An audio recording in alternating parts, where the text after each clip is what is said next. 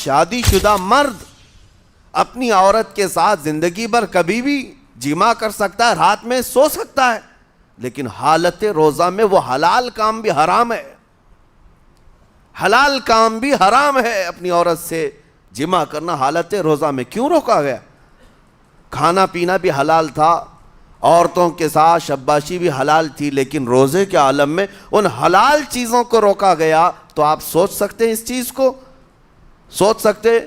وجہ یہ ہے کہ حلال چیزوں سے آپ کو روک کر بڑے حرام چیزوں سے بچانا مقصود ہے۔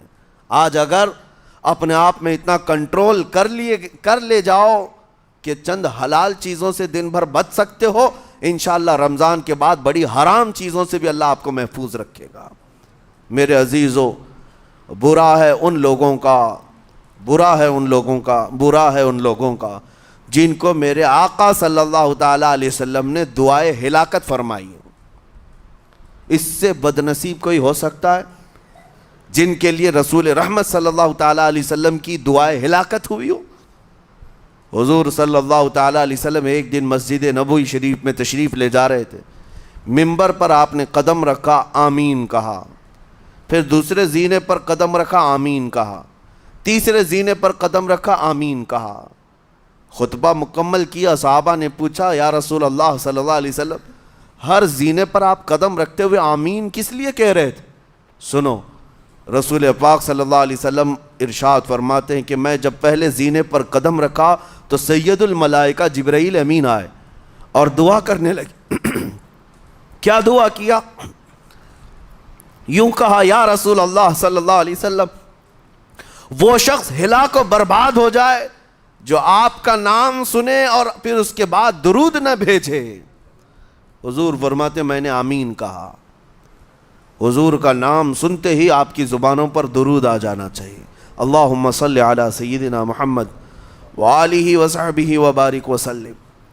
میرے آقا فرماتے ہیں دوسرے زینے پر قدم رکھا تو جبرائیل امین نے یوں کہا، یا رسول اللہ صلی اللہ علیہ وسلم، وہ شخص ہلاک و برباد ہو جائے جو زندگی میں اپنے ماں اور باپ میں سے کسی ایک کے بڑھاپے کو پایا اور ان کی خدمت کر کے جنت نہیں حاصل کر سکا بلکہ ان کو ایسے ہی چھوڑے رکھا، ایسا شخص برباد ہو جائے۔ حضور فرماتے میں نے آمین کہا۔ پھر جبرائیل امین نے کہا، تیسرے زینے پر قدم رکھتے ہی میرے آقا فرماتے ہیں جبرائیل نے یوں دعا کی کہ اے اللہ کے رسول، وہ شخص ہلاک و برباد ہو جائے جو رمضان کا مہینہ پایا لیکن اس کا ادب نہیں کر سکا، اس کا احترام نہیں کر سکا۔ حضور فرماتے میں نے اس پر بھی آمین کہا۔ جس کی ہلاکت کے لیے جبرائیل امین دعا کر رہے ہوں اور اس دعا پر سید الانبیاء آمین کہہ رہے ہوں، ایسے شخص کی بربادی کا کیا انجام ہو سکتا ہے؟ وہ کتنا بد نصیب ہوگا۔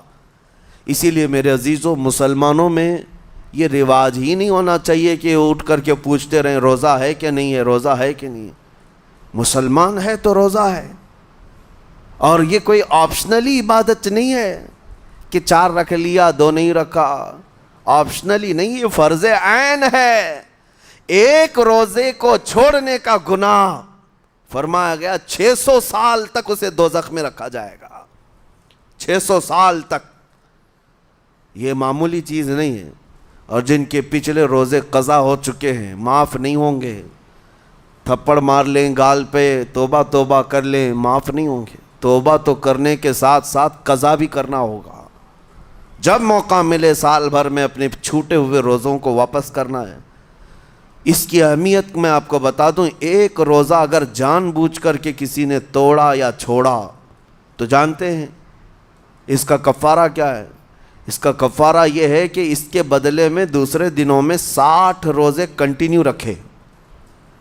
رمضان کا ایک روزہ پورا کرنے کے لیے 60 روزے رکھنے پڑ جائیں گے۔ ہاں، اگر کسی عذر کی وجہ سے، کسی تکلیف کی وجہ سے چھوڑا تھا، بیمار تھا یا سفر میں تھا یا تکلیف کی شدت تھی، اس وجہ سے روزہ چھوڑا تھا، تو اس کے بدلے میں ایک روزے کی قضا ایک ہی روزہ ہوگی۔ لیکن بغیر کسی عذر کے شہوت کی وجہ سے، نفس پرستی کی وجہ سے توڑا تھا یا چھوڑا تھا تو پھر 60 روزے رکھنے پڑ جائیں گے۔ اس سے اندازہ ہوتا ہے کہ ایک روزے کی اہمیت کیا ہے رمضان کے۔ اسی لیے میرے عزیزو، یہ روزے آسان ہیں، روزے آسان ہیں، اس کو رکھ لو، اس کی جزا بہت بڑی ہے، اس کی جزا بہت بڑی۔ ویسے بھی آپ دوسرے دنوں میں لیٹ ناشتہ کرنے کے بھی عادی ہیں۔ ممبئی والوں کا تو حال یہ ہی ہے، 12 بجے کے بعد 1 بجے 2 بجے تو ان کے ناشتے ہوتے ہیں، دوپہر کا کھانا تو شام 5 بجے ہو رہا ہوتا ہے۔ بس وہ ناشتہ سکپ کرنا ہے، دوپہر کے کھانے جو آپ کے ہوتے ہیں اس سے اور تھوڑا ایکسٹینڈ کر لیں تو افطاری کا وقت آ جاتا ہے۔ کوئی بہت بڑی دقت کی بات نہیں، کوئی بہت بڑے بوجھ کی بات نہیں، آسان ہے۔ آج الحمدللہ ہمارے 5 سال 6 سال کے بچے روزہ رکھ لیتے ہیں، تو بڑوں کو تو اللہ نے جو طاقت عطا کی ہے، روزہ ہرگز ترک مت کرو۔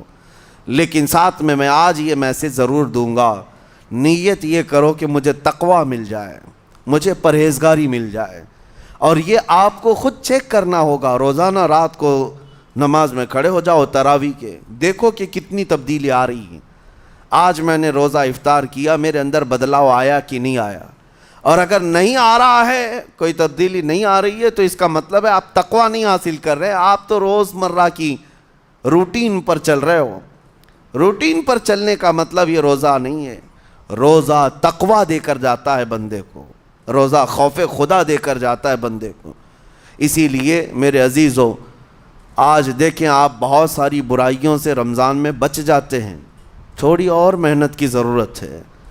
ہم نے دیکھا ہے بہت سارے گھروں میں، باقی عیاش گھروں کی مجھے کوئی وہ نہیں ہے، ان سے کوئی لینا دینا نہیں، لیکن نارمل مسلمانوں کے گھروں میں بھی ہوتا یہ ہے، عورتیں بچوں کو تلقین کرنا شروع کر دیتی ہیں، گانے بند کرو، ٹی وی بند رکھو، بہت ساری چیزیں بند رکھو کہ رمضان آیا ہوا ہے۔ اور رمضان میں اگر ٹی وی لگا بھی لیا تو کچھ اسلامک چیزیں دیکھنے لگ گئے۔ ماحول تم نے خود ہی بدلا ہے اپنے گھر میں، کچھ چیزوں کو آپ نے بدلا ہے اور کچھ چیزوں کا ادب آپ نے کرنا شروع کیا ہے۔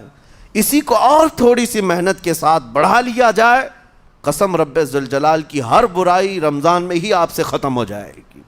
جس کی کوئی چیز چھوڑنے پر نہیں چھوٹتی ہے، وہ رمضان میں کر کے دیکھ لے، اللہ کی بارگاہ میں یاد کرے کہ مولا دن بھر میں تیری رضا کے لیے بچ رہا ہوں، مجھے میری باقی زندگی میں ان گناہوں سے بچا لے۔ وہ رحمان ہے، جب وہ تمہیں اس کے بدلے میں جنت دیتا ہے تو یہاں برائیاں کیوں نہیں چھڑواتا؟ یقیناً وہ برائیوں کو تم سے دور کرے گا۔ قرآن کا فرمان عالی شان، لعلکم تتقون، اسی پر میں نے آپ کے سامنے بات رکھی ہے۔ روزے اس لیے فرض کیے گئے ہیں تاکہ تمہیں تقویٰ مل جائے، پرہیزگاری مل جائے۔